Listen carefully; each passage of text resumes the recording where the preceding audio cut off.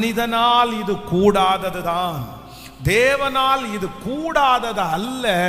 தேவனால் எல்லாம் கூடும், தேவனால் எல்லாம் கூடும். கர்த்தர் இன்று கட்டளை கொடுக்கிறார்.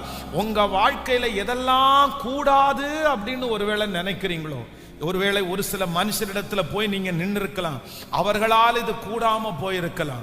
பெரிய தலைவரிடத்துல போய் அது கூடாம போயிருக்கலாம். நீங்க முயற்சி எடுத்து அது கூடாம போயிருக்கலாம். இதுவரைக்கும் நீங்க செய்த அனைத்து காரியத்திலையும் அது நடக்கவே இல்லை பாஸ்டர், நான் என்னென்னமோ முயற்சி எடுத்தேன் நடக்கல, நான் எவ்வளவோ தேடி போனேன் நடக்கல. ஆனால் கர்த்தர் இன்று கிருபையாய் கர்த்தர் வாக்கு கொடுக்கிறார்.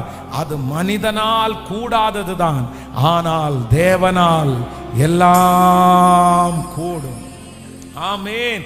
மனுஷனுடைய இஷ்டத்தில் அது கூடாதது, மனிதனுடைய திறமையினால் அது கூடாதது, மனிதனுடைய ஞானத்தினால் அது கூடாதது, மனுஷனுடைய வார்த்தையினால் அது கூடாதது.